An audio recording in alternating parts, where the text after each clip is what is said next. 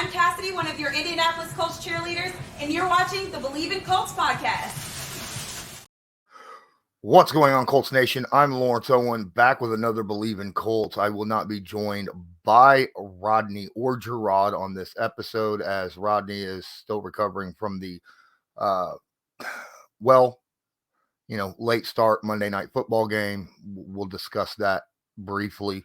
Jerraud powers his week off. He's got some things that he's doing on his own. So today we have a lot of topics to talk about, right?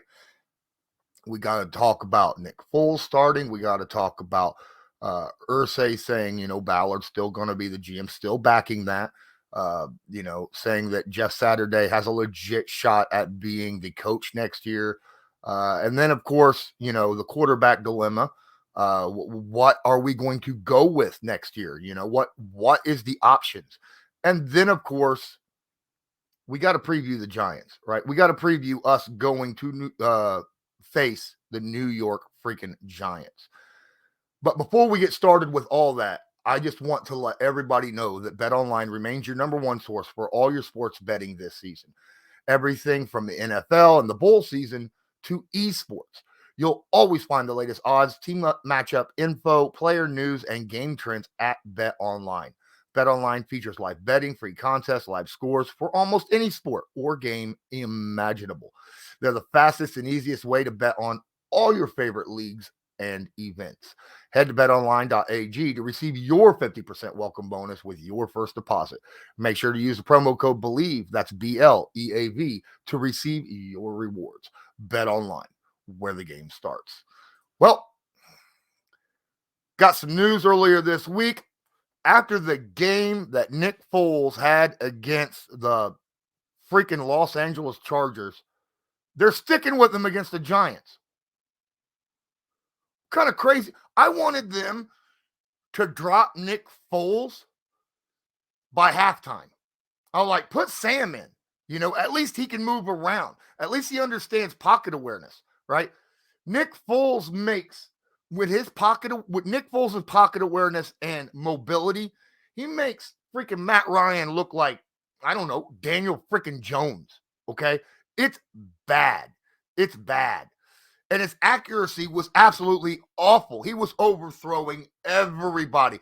He was overthrowing Jelani Woods and Mo Alley Cox in this game.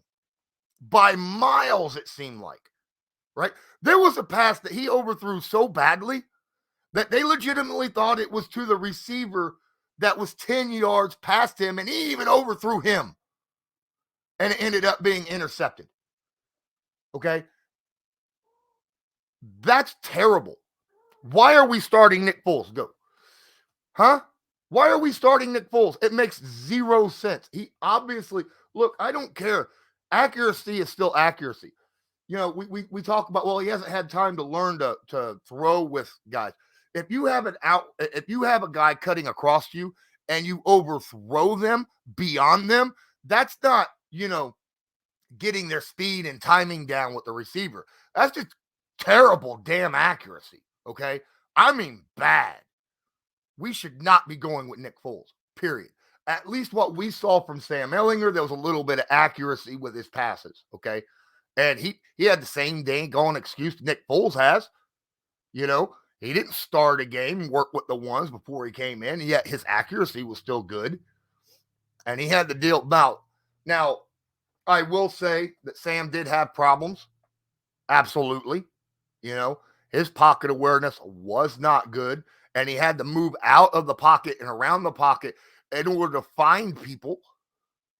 But he still looked 100 times better than Nick Foles. Matt Ryan is still the best quarterback on this team. I'm telling you, Matt Ryan is still the best quarterback on this team. I don't want him here next year, but he's still the best quarterback on this team, even after the terrible game that he had the week prior. I don't understand the decision to start Nick Foles. There's no positives to come out of this. The best positive, if you want to, any positives out of the rest of this season, Sam Ehlinger. It literally is the best positives. Obviously, I get it. You're not winning with Matt Ryan. You ain't got no shots downfield.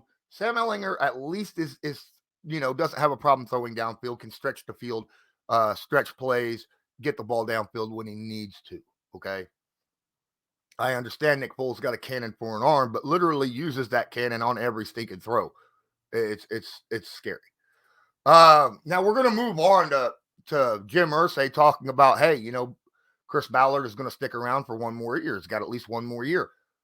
I'm perfectly 100% good with that, especially if this is not a complete rebuild season. Okay. That's what I'm looking at. Ballard has built a very good roster. And the two major issues that they have right now is quarterback. And the quarterback's been the issue for a while, pretty much since Andrew Luck retired on him. And there really hasn't been a whole lot of options in that situation. I think this year there might be some options to go with. A lot of people will say that Ballard is overpaying some of the guys that he has. Maybe a little bit.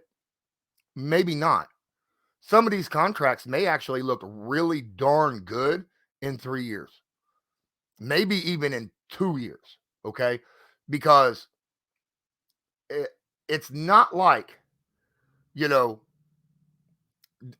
okay, so for instance, Shaquille Leonard, by far the best turnover magnet in the NFL. By far. Forcing fumbles, interceptions, all that jazz. Plus, he's a decent tackler. He's worth that money. If only he can come back from these surgeries that he's had. He had a bad season this year when it comes to injuries and surgeries and stuff. I'm sure he'll bounce back. He'll have a full off season to bounce back from this. People talk about Quentin Nelson, and he made a Pro Bowl, and he wasn't nowhere near. No, he wasn't nowhere near the level he has been in years past, but he was still a good guard.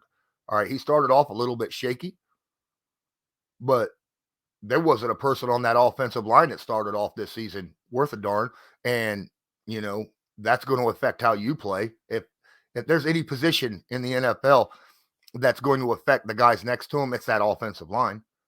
As the season wore on, Quentin Nelson started getting better and better and better. Okay. He's worth that money long term. Worth that money long term. By far. In 2 years, guards, he won't be the highest paid guard in the NFL in 2 years. I'll guarantee it. Not with how much money is being brought in over the next 2 seasons with all this extra, ad money and stuff that the NFL has contracts with. This is what I'm talking about. Chris Ballard has put together a really good unit. I like the wide receivers that we have. We just need a quarterback that can utilize the wide receivers. Utilize Paris Campbell if we keep him. I'd love to. But if we could keep Paris Campbell and then the quarterback targets him a little bit more, that'll be less double and triple teams on Michael Pittman Jr. And then maybe we'll start seeing the Michael Pittman Jr. that we saw last year when he wasn't double and triple teamed all the time. Alec Pierce is a rookie. Yes, he had rookie mistakes, learning curves, bumps in the road along the way. Most wide receivers don't have great first seasons. It is what it is. We'll see. We'll see. I love our defensive line. The biggest issue really on that defensive line is Yannick Ngakoue. Is he going to stick around this year? If Gus Bradley is still here, I Bleav Yannick will still be here. All right. I think he'll re-sign if Gus Bradley's still here. If Gus Bradley is still here, the number one component for him sticking around for a season is the Colts have to sign an offensive-minded head coach. Okay? And then he'll look at the defense and go, hey, this defense has played really good last year. I don't want to screw that up. I'll keep it there, and I'll just put my mind on the offense. That could legitimately happen. That could keep Yannick still here. Now, obviously, we're going to lose a few pieces on defense, right? Most likely, Bobby Okereke probably won't be around. I don't think the Colts will be able to afford him. There's, up in the air with my co-host, Rodney McLeod. There's still a lot of things going on there. We don't know what is on his mind, or, what's on the Colts' mind about keeping him around. But man, in my opinion, He's been an absolute spectacular player. And as far as I can tell off the field, he's been a phenomenal person. Okay. So I'm all for signing him to an extension or re-signing him, so to speak, if he's willing to stick around. I mean, that has a lot. Does he want to stay? My guy, the majority of Colts fans would love for you to stick around, including myself. Okay. But we would understand if you don't want to because of what happened this past season. But that's it. Ballard, really the thing on Ballard right now is the quarterback. And, Jim Irsay, without any question, is saying you have to get yourself a young, dynamic quarterback this offseason or you're gone. Fix the quarterback issue. He's keeping him around because he's built a damn good roster, So that's why I think that he's sticking around, and I'm okay with it as long as he gets a quarterback. Speaking of the quarterback, we have that offseason quarterback dilemma. Where do we go with this?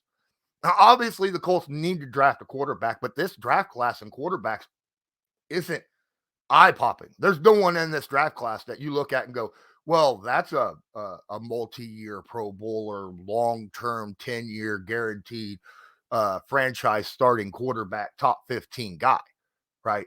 Not a single guy there is that. Now, a lot of your quarterbacks, as you come back at me, with, well, there are a lot of these guys, they bring up Patrick Mahomes a lot. Dude, how many times has that happened? How many times has a Patrick Mahomes or a Jalen Hurts happened? Okay. It doesn't happen a whole lot. All right. The jury is still out on some of the quarterbacks over the past couple of years, but that just doesn't happen a whole lot. 75% of all quarterbacks that are drafted in the first 2 rounds are not starting in the NFL by their 4th season. 75%. It is a crapshoot when it comes to drafting a quarterback, but you still got to do it. Unless you're able to somehow find a qualifying young prospective quarterback in the offseason that hits free agency or you can trade for. That's a rare commodity to be able to do. Now, I personally don't want to go out and trade for, and I've said this a billion times, I don't want to trade for an older quarterback. Jerraud Power says, we could grab a retread on a veteran. When I say a retread, go get Jacoby Brissett. He played really well with the Browns. Probably wouldn't be that expensive. Doesn't turn the football over, makes good decisions. Yes, he has his problems. He's not a perfect quarterback, but he'd be a damn good vet for a young rookie quarterback to come into and learn behind. And I will 100% agree with him on that.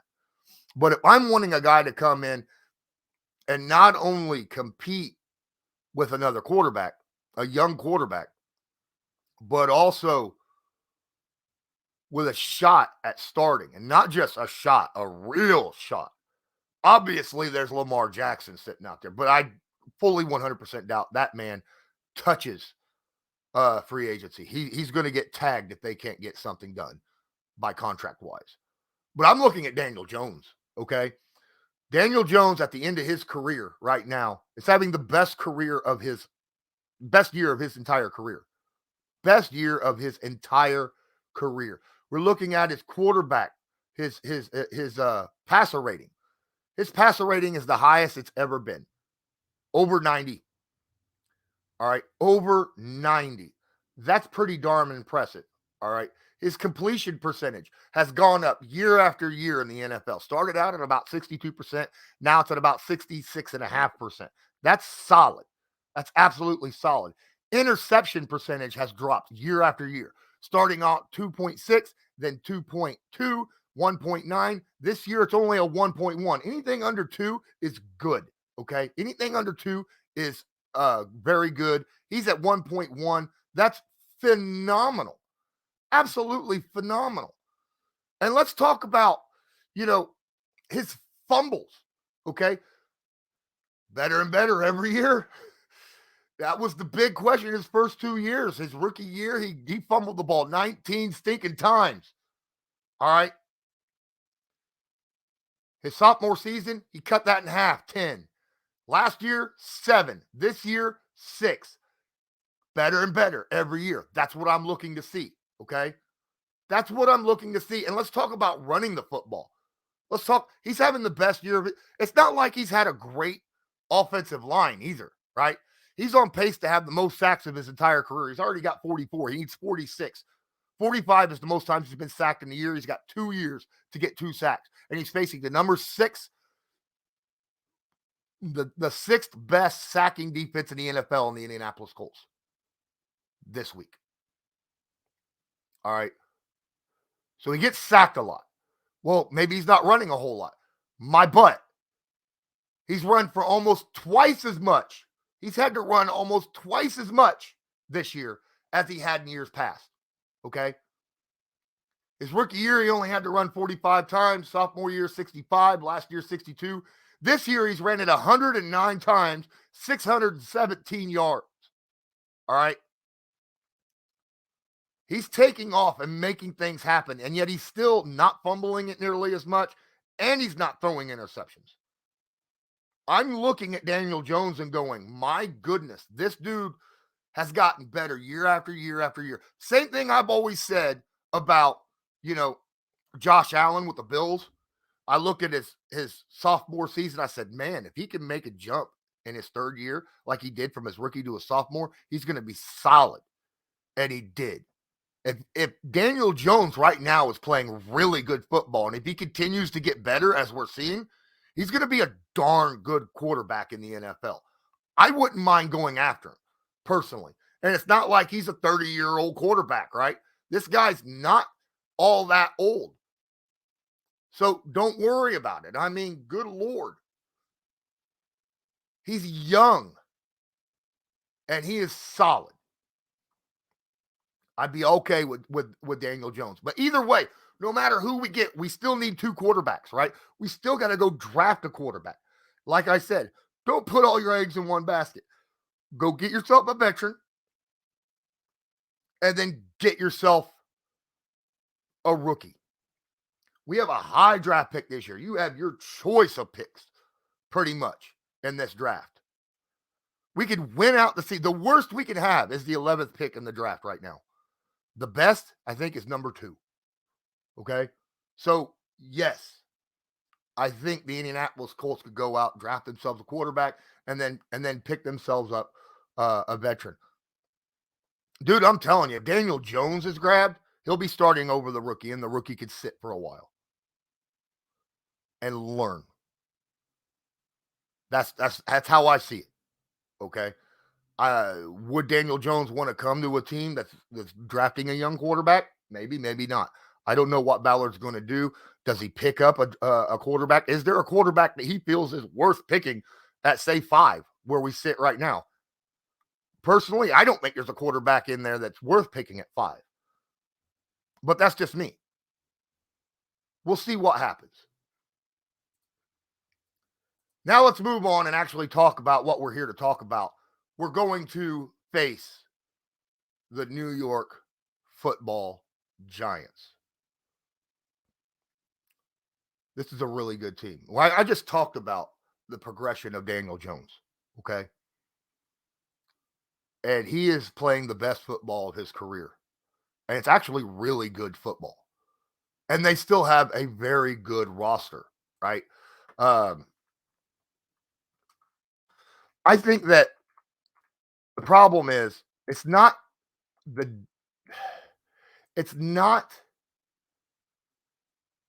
offense that's the Giants' problems, okay? I don't see it as the offense as the Giants' problems. The defense has gotten better, but they've got a ton of people on that offense. Saquon Barkley's been absolutely healthy pretty much the entire year and playing really, really good football, right?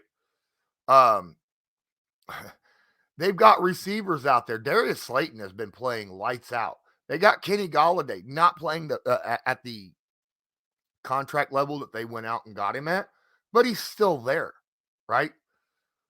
Their offensive line, headlined by a former guy that we used to have here at the Colts, Mark Lewinsky, is not great, but not terrible.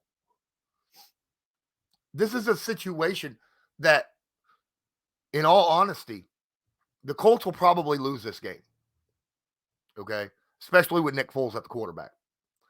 Because they still got Leonard Williams at defensive tackle. Okay? They still got Dexter Lawrence at nose tackle. Okay? Jalen Smith over there. Man, I'm a little worried about this team. Their front is still pretty darn good. If you could just get the ball out in space, get the ball out quickly, I think we have a shot, because I don't think that their secondary is all that, especially with some of the injuries that they've had there. So offensively, I think we're actually better than them. But Nick Foles has absolutely zero. I've talked about it earlier. He has zero pocket awareness, and he can't move for jack or squat, and he wants to hold the football forever. This is a better defensive line right now than the Chargers had last week because of the injuries the Chargers had. I would not be surprised if we're looking at 8+ sacks this game on Nick Foles. And that's going to keep us from winning the game. Defensively, we got studs. Now, we got injuries that we got to deal with. We have injuries we got to deal with, but still, Kenny Moore still dealing with his injury. So Blackman's still going to be playing the nickel cornerback. But I think that our defense is still really, really good. We're still going to get pressure on Jones. Jones is going to scramble. The good thing about that is the Colts play a lot of zone defense, and that's the best way of handling scrambling quarterbacks. As long as you get pressure with your front four, then, all your zone guys can keep their heads back and be prepared to get after the quarterback when he takes off. That's a good situation for the Indianapolis Colts. Being the 6th best sacking team in the NFL this year is a big, huge surprise to me. Huge surprise to me. And the fact that they're the 6th best, maybe they might be 5th best now. But they're also the 7th least blitzing team in the NFL. Really? That means the front four is getting the job done. Our problem is we haven't been getting turnovers. It is nice to see that our young rookie, Rodney Thomas, is getting some interceptions. We could see that in this game, but like I said, Jones, he only throws an interception 1.1% of the time anymore. He's making good decisions this year. It's going to be tough. The best way to get a turnover is, causing fumbles. I don't see the Colts going into New York and winning this game. The Giants are fighting for the playoffs in a division that is filled with teams. All 4 teams are playoff contenders. They're not looking to lose this game. This is not a trap game for them. They understand what the kind of defense the Colts have. They watch film. They know. They understand that Nick Foles is an awful quarterback. They win this game. And my prediction for this game is that the Indianapolis Colts lose to the Giants. But the Giants don't score over 20. 17-10 Giants. That's how I see this game. Colts score a touchdown in the 4th quarter in garbage time. That's what I look at. Guys, thanks so much for joining here, listening to me here on Bleav in Colts. As usual, I'm Lawrence Owen. This was Bleav in Colts, brought to you by Bet Online. And as usual, go Colts. Do you believe?